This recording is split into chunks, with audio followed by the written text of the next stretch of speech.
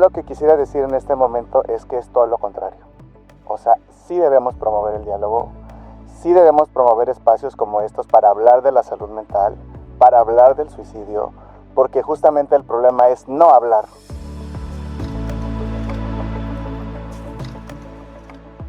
Que no precisamente el paciente que tiene intentos suicidas o que culmina un suicidio tiene depresión.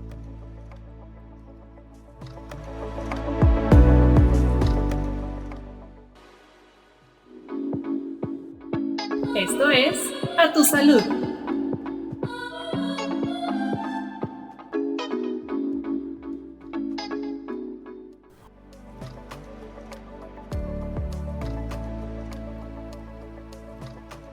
Hola, ¿qué tal? Podescuchas, estamos ya casi cerrando el año y traemos un tema pues muy delicado, muy fuerte realmente. Nosotros aquí en A Tu Salud hablamos mucho acerca de este tema y creo que era necesario platicarlo, sobre todo en esta temporada. Creo que la salud mental es un tema que nos afecta a todos y es importante abordarlo con cuidado y empatía. En este episodio queremos hablar sobre el suicidio. ¿Saben qué? Es más real de lo que creemos.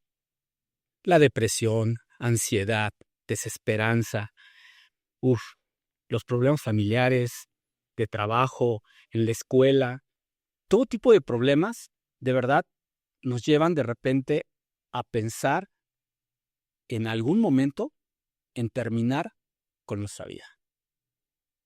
Y en este episodio queremos hablar y de crear sobre todo un espacio seguro y abierto para hablar sobre la salud mental y buscar y encontrar formas para superar los desafíos que nos representa nuestra vida. Hoy nos acompañan el licenciado Guillermo Méndez Patiño. Él es psicólogo y está como coordinador de proyectos en la Coordinación de Salud Mental y Adicciones aquí en el Instituto Mexicano del Seguro Social. También nos acompaña el doctor Carlos Hernández Vega. Él es psiquiatra del Hospital de San Fernando del Centro Médico Nacional Siglo XXI. Con ellos vamos a hablar de este tema, de la salud mental y del suicidio. ¿Cómo están? Bien, Iván, muchas gracias. Pues yo muy contento, la verdad, de estar aquí hoy con ustedes platicando sobre este tema que, como dices, es muy importante y que además, justo con la temporada que está llegando y con estos temas que a veces escuchamos en las redes y que vemos en la televisión, que puede ser que a lo mejor sean mensajes que no estén bien llevados, ¿verdad? Y la verdad es que estoy muy contento de estar participando hoy este día con ustedes. Gracias, Guillermo. Carlos. Iván, muchas gracias por la invitación, Guillermo, pues un gusto compartir la mesa contigo y a las personas que nos escuchan, pues el objetivo va a ser justamente dar algunos conceptos básicos y tips para el manejo de esta situación epidemiológica importante y que está poniendo en riesgo inminente a muchas personas. Qué bueno que tocaron este tema y cómo lo abordaron, porque efectivamente, antes decíamos primero, hablar del suicidio parece tabú en nuestra sociedad, ¿no? Es como hablar de la muerte, no queremos hablar de ella, ¿no? Pero hablar del suicidio, de la depresión y todo, creo que después de la pandemia, de esa epidemia tan fuerte que tuvimos de COVID, o sea, nos dimos cuenta que también es una epidemia los problemas de salud mental que tenemos. Entonces, ¿nos podrían hablar un poquito qué pasa con esta depresión y si es verdad que existe la depresión de fin de año? Mira, sí que es verdad que al final del año, pues todo el mundo se plantea como que qué hice en el año. En las redes sociales te bombardean con cosas como de cuáles propósitos cumpliste, realmente bajaste de peso, resolviste este problema social que tenías con algún amigo, con algún familiar, y viene como una cierta presión, ¿no? En la que las personas dicen, híjole, este año no hice nada, ¿no? O sea, empiezan a tener una visión negativa de lo que hicieron durante el año. Y sí se espera en realidad que los servicios de consulta, por lo menos en el área de psicología, aumenten por temas de ansiedad y depresión. Esto además viene conjugado por muchas variables, o sea, no podemos realmente decir que es un causa-efecto, o sea, que realmente solamente en el mes de diciembre se presenta el problema. Eh, a lo largo de todo el año, la verdad es que el problema de la depresión es presente, o sea, es una constante en las consultas, el problema de ansiedad.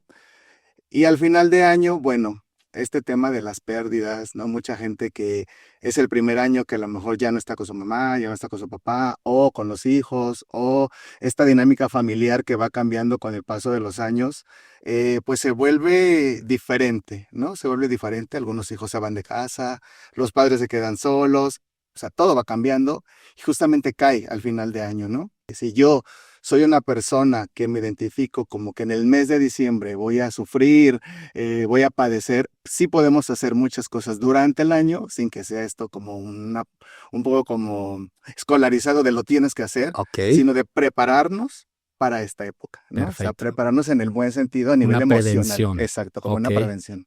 Charlie, Bueno, más allá pues de la parte psicológica, social, cultural que tal vez vivimos, porque pues la parte en México especialmente, la parte de la cultura, esta parte de fin de año de cierre, ¿no? De las dinámicas familiares, pues más allá de eso también tenemos la parte neurobiológica y hay que tomarla totalmente en cuenta.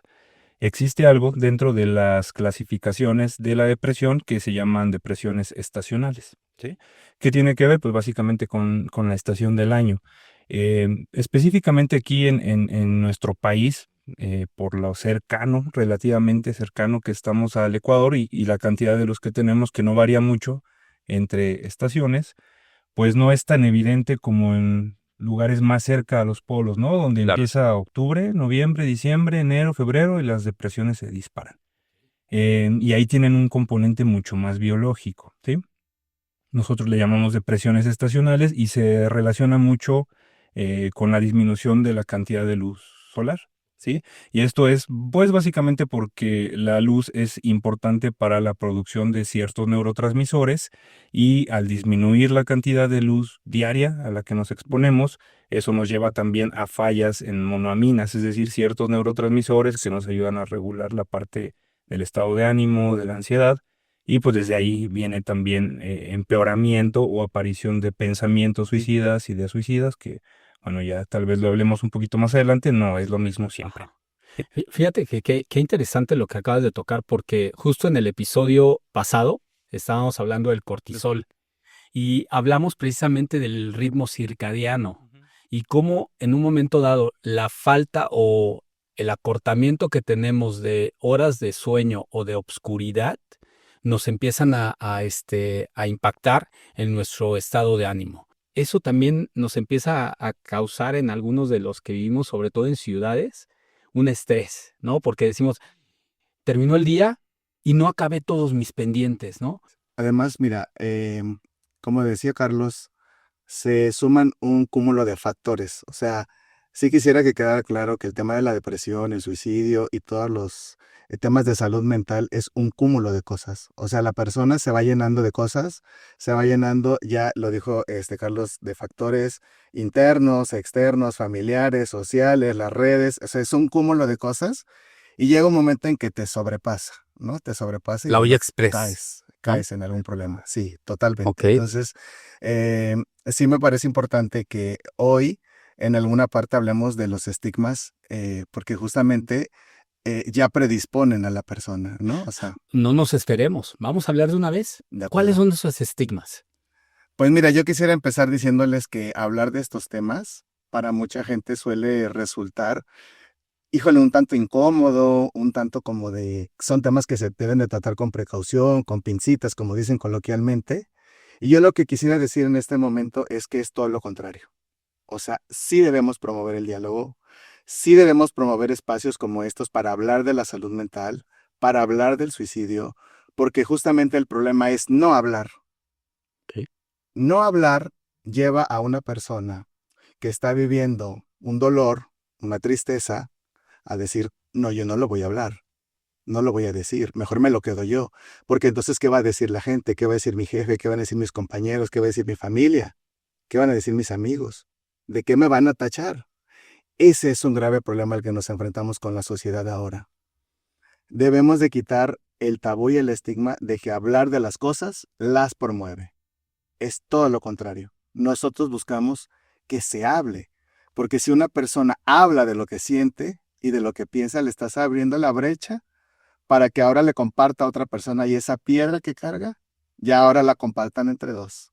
y no se quede en ese vacío emocional y en esa carga pesada que vive día a día, ¿no? O sea, sí es importante que promovamos que en las familias, en los ambientes laborales, en la sociedad en general, se hablen y se aborden estos temas. Y que finalmente puede ser una bandera roja y en ese momento yo puedo platicar Claro, con totalmente. Guillermo y con Charlie, que sé que son profesionales de la salud, decirles, oye, tengo un compañero, tengo un amigo, tengo un familiar que está presentando estas manifestaciones. ¿Qué hacemos, no? Entonces ya podríamos llegar con ustedes y ustedes dar un tratamiento a esas personas, ¿no? Así es. Justo, o sea, no quedarnos callados. Así Es la es. primera. ¿Algo más, Charlie? Bueno, pues es que esta parte del estigma es básica de entenderla, ¿no? Y como parte también de un contexto cultural, en especial en México y otras regiones de América de habla hispana, donde pues se te tiene la idea de no digas nada, quédate callado, ni siquiera preguntes porque eso te puede destapar o te puede dar una idea, ¿no? Ya le diste la idea de que se puede matar o que existe esa opción. La verdad es que no es así. Cuando vemos a un usuario, una persona, un paciente que está presentando síntomas tanto depresivos como algún otro trastorno, porque no precisamente el paciente que tiene intentos suicidas o que culmina un suicidio tiene depresión. Estamos hablando que también en contextos psicóticos, por ejemplo, esquizofrenia, trastorno bipolar, en pacientes con trastornos graves de la personalidad, pues son conductas repetitivas, ¿no? Y por lo menos la estadística no miente, ¿no? El hombre, el varón, tiene esa tasa de mortalidad por suicidio mayor que en las mujeres, justamente en un contexto muy social, muy cultural, muy a veces hasta familiar, de como eres varón, no digas nada, quédate callado, no voy al médico porque demuestra mi debilidad, demuestra mi vulnerabilidad. Y eso pues nos lleva a que sí, el hombre tenga menos intentos suicidas que las mujeres, pero la letalidad es mucho mayor en el hombre.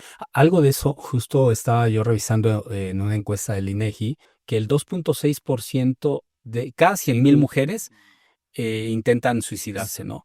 Y el 11.2 por cada 100,000 hombres lo hacen. ¿Qué pasa cuando, por ejemplo, estas personas, normalmente hablabas tú, Charlie, de que podrían ser desórdenes de la salud mental, ¿no?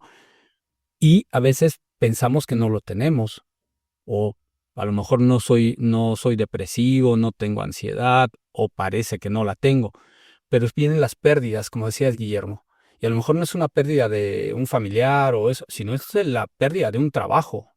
Y eso también puede llevar, o la pérdida de una calificación en los chicos, ¿no? Que de repente me pusieron una mala nota y perdí mi beca, por ejemplo. Yo creo que todos en algún momento hemos dicho, yo ya quiero terminar con esto, ¿no? Ya estoy hasta el tope de problemas. Sí, aquí en este caso a mí me gustaría compartir desde la perspectiva psicológica cómo lo vemos, o sea, cómo vemos esto que planteas, Iván. Las personas, en general, cualquier persona, puede ir desarrollando ciertas ideas. La primera de ellas es cuando tiene un error en el autoconcepto o cuando se ve como una persona no suficiente. Y entonces expresa cosas como no soy merecedor de amor, soy inútil, soy tonto. O sea, hace un daño a su propio yo interno. Entonces la persona, ese es como un tipo de pensamiento que para nosotros a nivel psicológico es muy importante descubrirlo. O sea, ¿cómo te hablas tú? ¿Qué dices de ti mismo? Y a este le agregamos un segundo pensamiento acerca de los demás. Los demás no me quieren, los demás me odian, los demás me hacen daño. Y entonces ya vamos sumando, lo que decía hace rato, ¿no? Pero a esta además le agregamos un tercer pensamiento, que es una visión catastrófica del futuro. No, esto no va a mejorar, no le veo solución. Es lo que llamamos esta visión de túnel. Y entonces la gente tiene que aprender a identificar, las personas que nos escuchan, estos pensamientos que acabo de explicar, porque es la entrada totalmente a lo que es una complicación en salud mental. El cómo me hablo yo, el cómo percibo a los demás y cómo percibo mi futuro.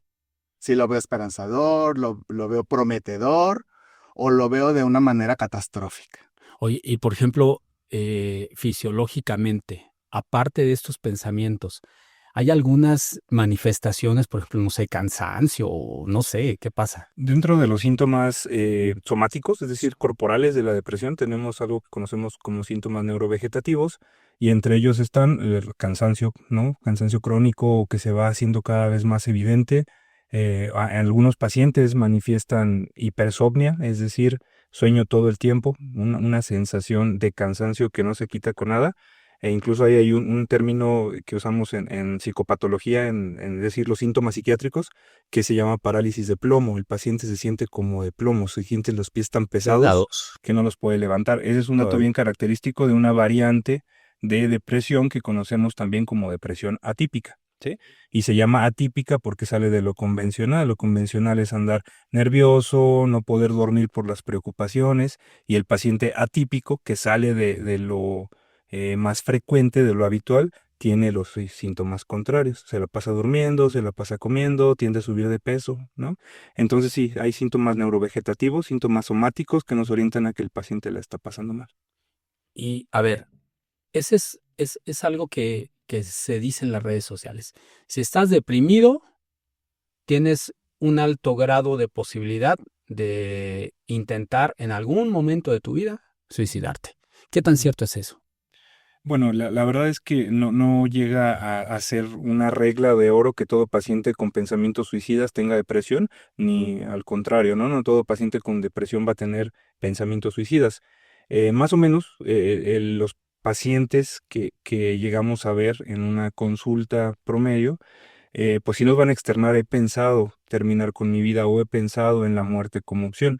Entonces, primera aquí diferenciación que hay que hacer es que no es lo mismo una fantasía de muerte, ¿sí?, que un pensamiento suicida.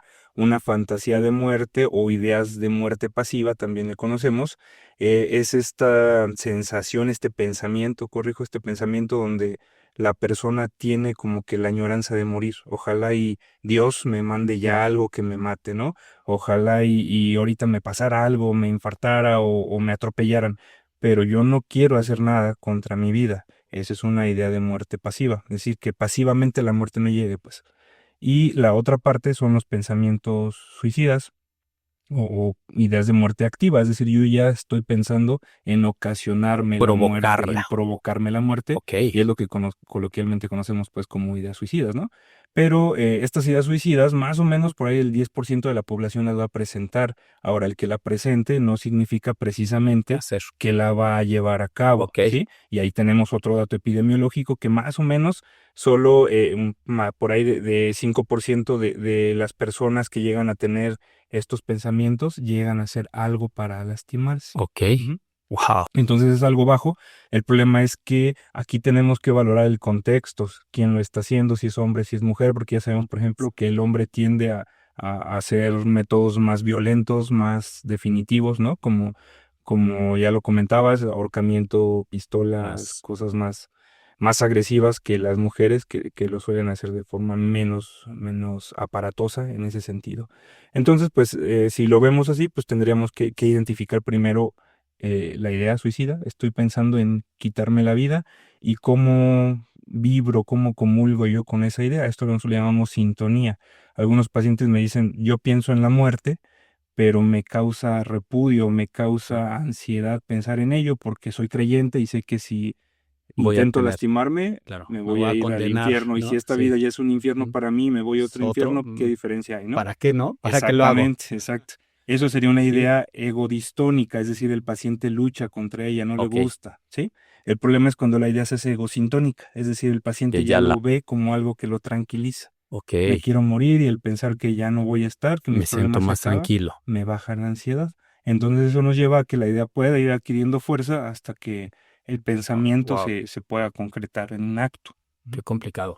Y ahí, por ejemplo, comentaban ustedes, hay que ver muchos factores.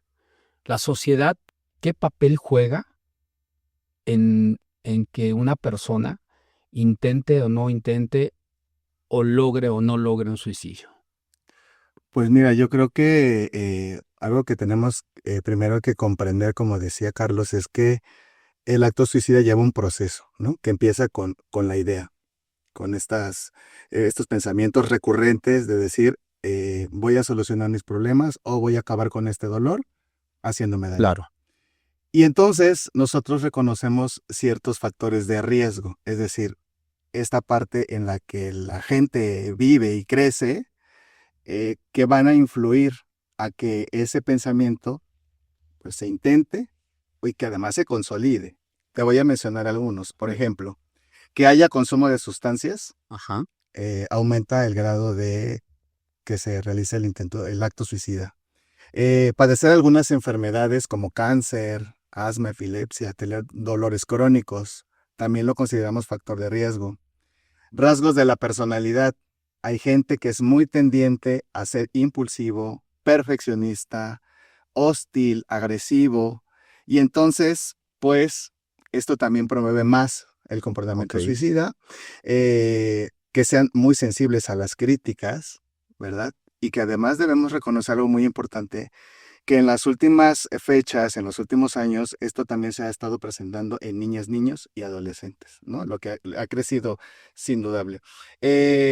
Ser de bajos recursos económicos, no tener como una posibilidad de una Claro. vida estable, tener o vivir con padecimientos de salud mental y pues estas ideas que, de las que habló Carlos, estas ideas suicidas, estas fantasías que van haciéndose como una bola de nieve, que tener antecedentes en la familia, tener antecedentes en el contexto donde uno crece, pues es como decir, bueno, esta es una posibilidad, esta es una alternativa, ¿no? De poder solucionar mis problemas y poder aliviar, pues, el dolor que siento, ¿no? Tener acceso a medios letales y duelos complicados. Y entonces, ¿cuál es el papel de la sociedad? O sea, la pregunta que decías, ¿no? Es que todos tenemos un papel que jugar en materia de salud mental.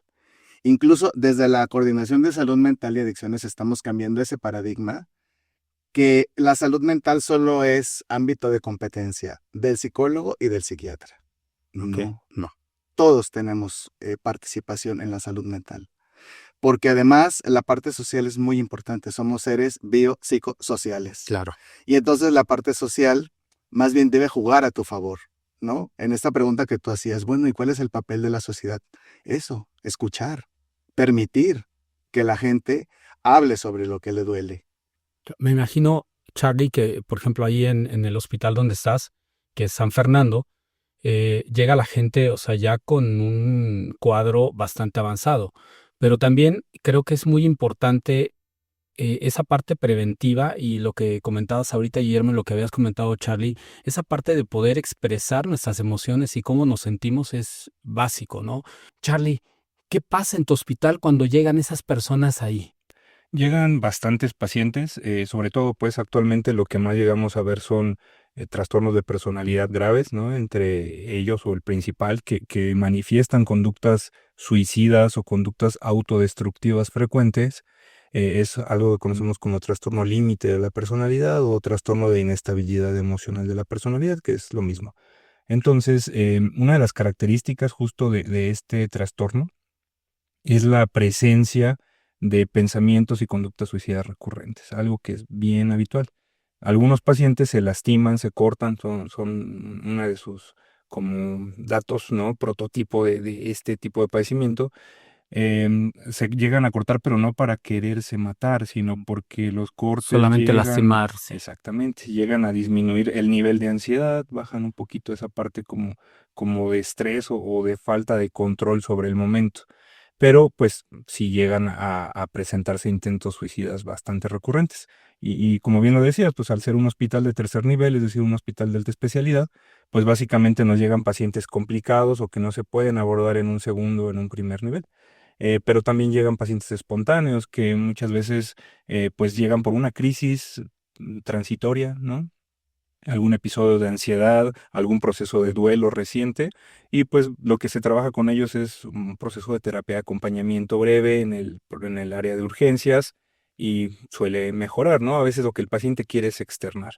Ahora, a la otra parte pues de la pregunta, ¿qué pasa con la familia? El preguntarse por qué lo hizo o qué pude haber hecho yo para impedirlo, pues es una pregunta que difícilmente nos vamos a poder responder, Claro. ¿no?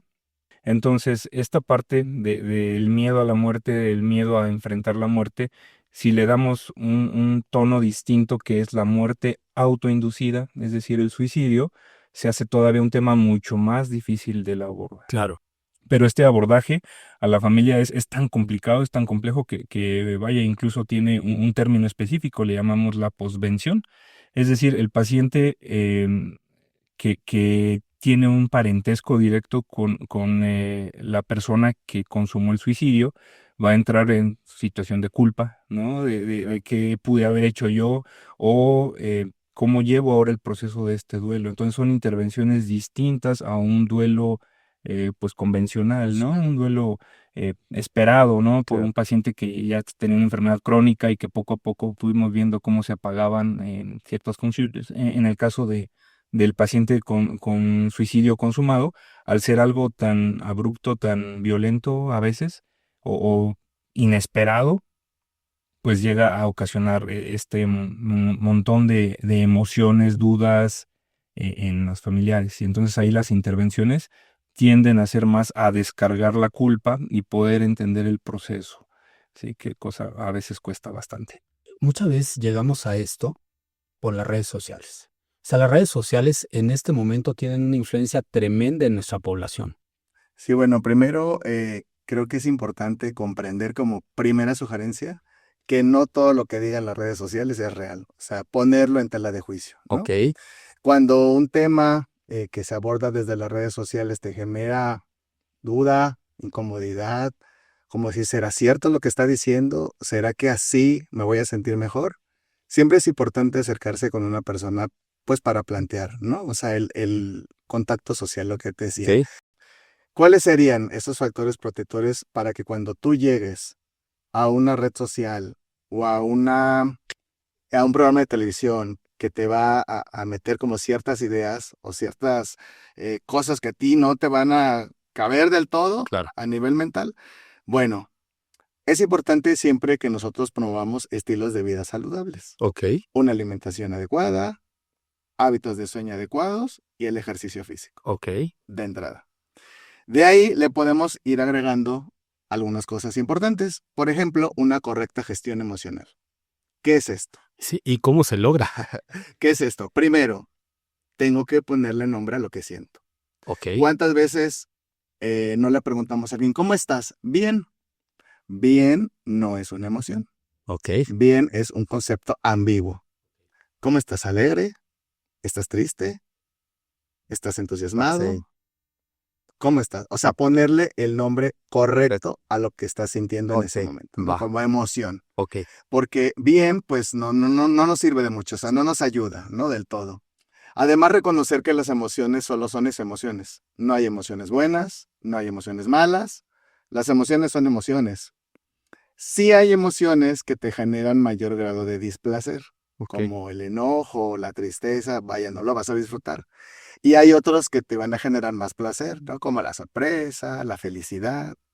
Y entonces, sea cual sea la emoción que sientas, pues ponerle nombre y tú mismo sentir que es válido expresar esa emoción.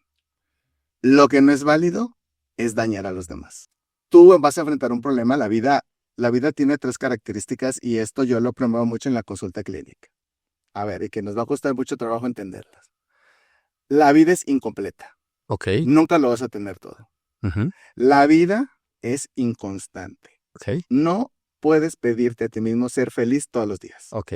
porque hay muchas emociones. Sí. Y acabo de decir que o sea, que es válido que un día te sientas enojado, o que Claro. te sientas irritable, o que no quieras hablar, incluso con la pareja, ¿no? Y es injusta. Claro. Por supuesto que la vida es injusta. Oye, Charlie, y desde tu perspectiva de Bueno, psiquiatría, ¿qué cosas podemos hacer para evitar este tipo pues, de situaciones, ¿no?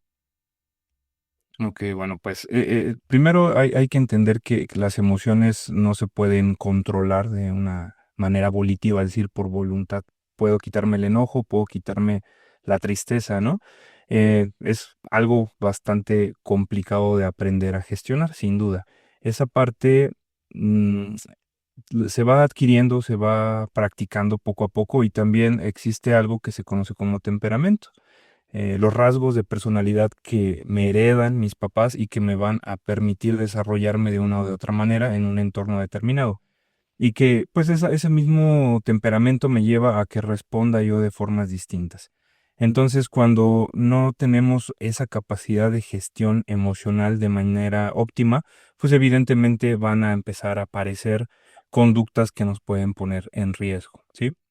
Ya lo comentaban ahorita, esta parte de repente consumo de sustancias, conductas de riesgo en todos los aspectos, desde buscar la adrenalina en deportes extremos, Claro. de repente tiene pues esta finalidad de ir gestionando las emociones e irlas canalizando de una manera a veces funcional, a veces no funcional, pero pues que al final de cuentas pues pueden repercutir directamente en la aparición de pensamientos que pueden llevar incluso al desencadene de ya síntomas mucho más patológicos, ¿no? ¿Qué tan cierto es que todos y todas tenemos pensamientos suicidas? Pero las redes sociales nos manejan que todos y todas en algún momento tenemos un pensamiento suicida. ¿Es cierto o es mentira? Bueno, yo creo que sí llegamos a tener pensamientos de control sobre nuestra propia vida, no precisamente del suicidio, a veces de decir ojalá y ya no existiera, ¿no? O fantasías suicidas, es decir, ¿qué pasaría si yo hago esto? ¿Cómo sería el entorno? ¿Cómo lo viviría mi familia? Pero eso no significa que precisamente van a ser estas ideas que comentaba yo de sintonía, ¿no? Egosintónicas, donde yo las acepto. A veces el paciente cuando la está pasando tan mal que siente que pierde el control sobre su vida, sobre la economía, sobre la familia, sobre la parte académica, laboral, a veces lo único que tiene es el control sobre mis propios pensamientos y el control sobre mi propia fantasía de existencia o de inexistencia. Y es cuando aparecen estas fantasías de quererme morir. Pero pues son pensamientos justamente no estructurados, son pensamientos que no podríamos considerar del todo patológicos porque ¿Ok? son como esos chispazos nada más que se manifiestan de sensación de control. Cuando estos pensamientos ya gobiernan las ideas constantes o cuando ya la persona empieza a planificar lo que va a hacer, dónde lo va a hacer, cómo lo va a hacer, empieza a escribir una carta, pues ahí estamos hablando que es este tipo de ideas ya se están saliendo del control. ¿Cuáles son las alertas, focos, las banderas rojas de que alguien está buscando terminar con su vida? Darle la importancia a cuando la persona lo expresa.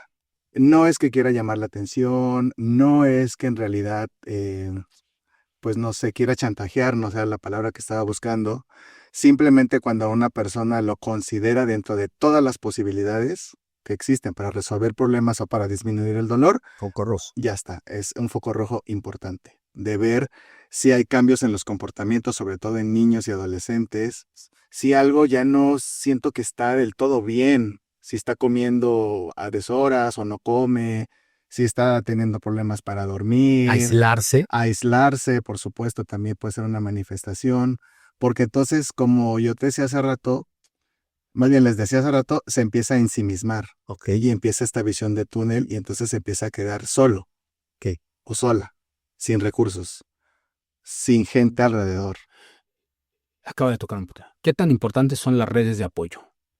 Bueno, básicas. Ahorita es uno de nuestros residentes en el hospital está trabajando justamente la percepción de mi red de apoyo, ¿no? Como paciente y eso nos va o lo que buscamos con los resultados de la tesis para que se pueda graduar es justamente ver qué tanto yo percibo mi red de apoyo y qué tanto eso me acorta la estancia en el hospital. Porque pues Hablamos de redes de apoyo, pero ¿qué son las redes de apoyo? Porque a lo mejor... Es correcto. Sí, hay una red de apoyo, sí, qué padre. Pero ¿qué es una red de apoyo? Perdóname que te interrumpí. Básicamente, las personas que están a mi alrededor, con las que cuento, para que puedan ayudarme a ir pasando el momento malo que estoy presentando o que incluso me puedan asistir en caso de una crisis o llevarme al hospital si es que pues se salió de control. Podría ser un familiar o un amigo, alguien. Familiar, amigo, profesor, compañero de trabajo, novio, novia, pareja, cualquier persona que la persona identifique específicamente como alguien con quien yo cuento, lo consideramos red de apoyo. De Ahorita, hecho, perdón. perdón, De no, hecho, si dile. me permites agregar, creo que las tres principales redes de apoyo con las cuales siempre trabajamos es la familia, como bien decía Juan Ujú. Cruz, el ámbito escolar, que puede tanto jugarte a favor como en contra, y el aspecto social en cuanto a las relaciones de amistad, compañeros, esta parte importante de poder socializar con los demás, ¿no? Son como las básicas, por así decirlo. Y hace años recibí una llamada de teléfono y lo primero que me dijo es, necesito platicar contigo. Yo estaba en clase y le dije, ¿te urge? Sí. Digo, ¿dónde estás? Me dijo que estaba en un restaurante y le dije, dame unos minutos y ahorita voy. Y le hablé a otro profesor con el que yo sabía que él tenía mucha cercanía. Le dije, profe, ¿dónde estás? Voy para la escuela. Ok, necesito que pases a este restaurante. Ahí está este chico. Platica con él mientras yo llego. No me preguntó nada más. El profe llegó tal. Cuando yo me salí de la clase, porque le dije, yo, chicos, me tengo que salir. Tengo una emergencia. Llegué, ya estaba el profesor con él y empezamos a platicar con este chico. Tiempo después nos dijo que si no hubiéramos nosotros atendido la llamada y no hubiéramos ido a verlo, posiblemente él ya no estaría con nosotros. Hoy es una persona exitosa, es un tipo que trabaja maravilloso. Yo no sabía que eso se llamaba red de apoyo, pero entonces hoy me doy cuenta que lo que fuimos para él fue justo esa red de apoyo. Así es. Y es básico escuchar, Así ¿no? es. O sea, creo que algo escuchas que podemos hacer cuando alguien se acerque con nosotros y diga, quiero hablar contigo, es abrir nuestros oídos, no juzgar, Así es. simplemente escuchar, ¿verdad?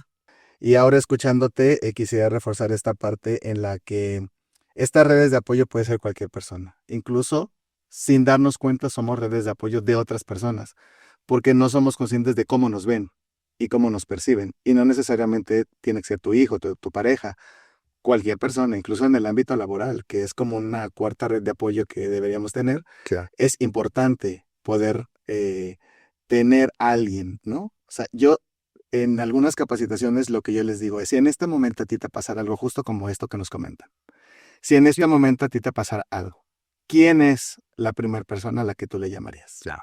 Y entonces ya, ¿no? Empiezan a hacer este análisis. Pero además les planteo lo siguiente, pero imagínate que está ocupado, o que está ocupada, o que no te puede responder, o es lo que sea. Una segunda. O sea, es El decir, plan B. entre más opciones tengas, tus redes de apoyo están más consolidadas. Ok. Charlie, ¿qué consejo nos das a los podescuchas para lidiar con esto? Digo, como a lo mejor que en algún momento sentimos esa angustia, esa desesperanza, esa depresión, ese ya no puedo seguir, pero también aquellos que de repente ya pasaron por esto o tienen una situación por la que están pasando. Bueno, en los hospitales de psiquiatría tienen, básicamente los del IMSS tienen atención 24/7 y en caso de alguna crisis donde la persona considere que está en riesgo inminente, puede acudir. Se les valora, se da la contención en el momento. También es importante que no todo pensamiento suicida o toda idea suicida se tiene que hospitalizar, porque a veces llegan con esa idea, o no quiero ir al hospital psiquiátrico porque me Me van van a a querer meter. hospitalizar Claro. por pensar en morirme. Y ahí justo donde nosotros valoramos varios aspectos y tomamos la decisión si el paciente tiene que ser manejado de manera ambulatoria o intrahospitalaria. Pero habitualmente el pensamiento suicida va llevando unas fases y son 4 fases las que identificamos. La primera de ellas es la contemplación. Y si me muero y si ya mejor desaparezco, o sea, yo ya empiezo a contemplar el suicidio como la alternativa para solucionar mi problema, ¿sí? Es la primera fase. Habitualmente esa fase es muy lax, todavía tenemos muchas posibilidades de trabajar ahí en esos pensamientos irracionales a veces e ir reestructurando. Después viene la siguiente fase, que es la ambivalencia. La persona empieza a dudar que el suicidio sea la opción que le conviene, o empieza a ver su red de apoyo, ¿no? Y decir, pero pues es que mi mamá la va a pasar mal, mis mascotas, que también pueden ser una Sí, red de claro. apoyo, porque muchas veces nos llegan pacientes que dicen, no me he suicidado porque mis gatos, ¿qué va ¿Qué va a hacer pasar con ellos, no? Entonces son una red de apoyo también, Claro. ¿no? Entonces estoy ambivalente, lo quiero hacer, pero hay algo que me ancla a seguir vivo. Esa es la parte de la ambivalencia. Habitualmente esas dos fases son bastante bien manejables de manera ambulatoria. Ok. Vemos la red de apoyo, reforzamos red de apoyo, pedimos como más supervisión, ¿no? Si vemos que hay algo inminente. Después vienen las otras dos fases. La tercera se llama la toma de decisión, donde el paciente dice, ya lo decidí, la solución a esto es que me suicide. Entonces, esa fase habitualmente ya se tiene que manejar dentro de un ámbito hospitalario por el riesgo inminente. Claro, ¿Mm? por supuesto. Y ya la última fase, que pues obviamente es la que siempre evitamos a toda costa que llegue, es la ejecución, cuando el Correcto. paciente realiza el acto. ¿Se va a consumar o no? Eso va a depender del grado de letalidad Claro. que se ha usado, ¿no? Y del contexto, si estaba yo acompañado, si tenía acceso a la atención. Pero pues habitualmente los pacientes que afortunadamente sobreviven a esta última fase, la de la ejecución, pues llegan al hospital de psiquiatría, se valora cómo está el riesgo todavía. El paciente dice es que fue meramente impulsivo. No tenía yo intenciones, pero en ese momento lo hice. ¿Y cómo estás ahorita? No, pues ya me arrepiento, ya no pasa nada y vemos que no está impulsivo. De acuerdo, te puedes manejar de manera ambulatoria, pero si consideramos que el paciente es altamente impulsivo, ¿no? Agresivo, violento, pues se tiene que quedar hospitalizado o sería lo ideal. Ok, entonces, como ya escucharon, escuchas, el Instituto Mexicano del Seguro Social da atención a este tipo de situaciones. Si en algún momento alguna persona conocida de ustedes, algún ser querido, algún conocido, ustedes mismos tienen estos pensamientos, acérquense a las unidades de medicina familiar de la que les corresponda o a algún hospital y pues exprésenlo, como dijo Guillermo, ¿no? Expresen, como dijo Charlie, hablen de estos temas y sin duda el instituto pues, les va a ayudar, ¿no? Sí, Iván, y yo quisiera complementar esto que es importante que están diciendo, que desde la Coordinación de Salud Mental y Adicciones se han publicado 2 documentos oficiales. El primero es el lineamiento operativo para la atención de niñas, niños y adolescentes con conducta suicida, Ok. y el segundo a personas adultas con conducta suicida. Este lineamiento habla acerca justo de estas atenciones que se dan, tanto en el primero, segundo y tercer nivel de atención, desde un paradigma multidisciplinario donde todo el personal de salud debe estar involucrado en la atención de la salud mental. Pero además, estamos participando en la campaña nacional de Dale color a tu vida. Y un tercer punto importante que quisiera mencionar es que tenemos una línea de apoyo, de orientación médica telefónica en salud mental. ¿Tienes el número? Y si tengo el número, quisiera Por favor. decirle en este momento, es el 800-2222-668. Tiene un horario de atención de lunes a domingo de 8 de la mañana a 8 de la noche. Presionamos la opción 4.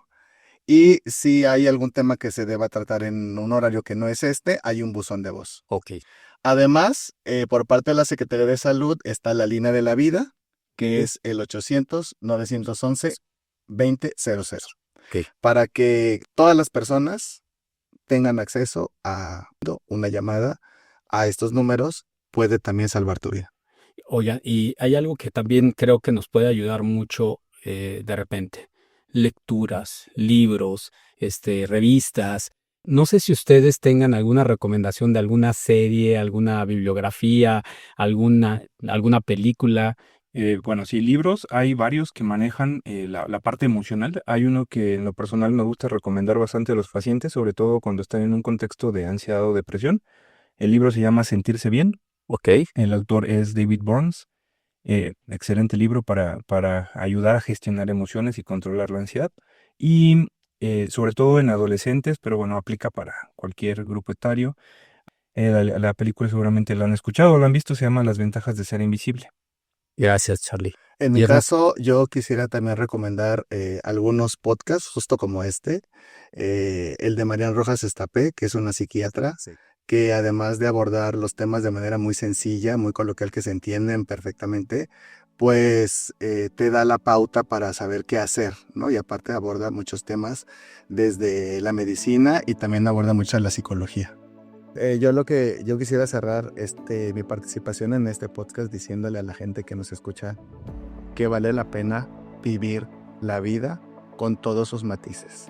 Sí hay problemas, sí hay injusticias, sí hay violencia, pero de verdad vale la pena vivirla y entender que no podemos autoexigirnos perfección en nuestra historia de vida. no podemos permitirnos ver nada más lo negativo. Hay muchas cosas buenas, hay muchas cosas positivas en la vida y sí vale la pena encontrarle este sentido y este valor a lo que tenemos día a día. Pues básicamente el problema no es el problema, sino cómo lo abordo, cómo lo resuelvo.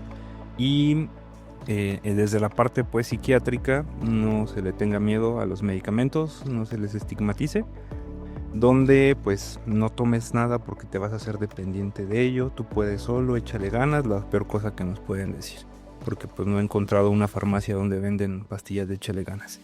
Queridos podescuchas, es así como llegamos al final de este episodio. Queremos agradecerles primero que nada su atención y reflexionar un poco acerca de este tema. Recuerden, hay que estar cerca, escuchar y sobre todo no juzgar. Tener en cuenta nuestras redes de apoyo y, bueno, ya saben. Si tienen algún comentario, alguna sugerencia, nos lo pueden enviar al correo a.tusalud@ims.gov.mx o en la caja de comentarios de la plataforma por la que nos escuchen. Yo soy Iván Cabañas y esto es A Tu Salud. Hasta la próxima. El podcast A Tu Salud es una producción de la Unidad de Comunicación Social del Instituto Mexicano del Seguro Social.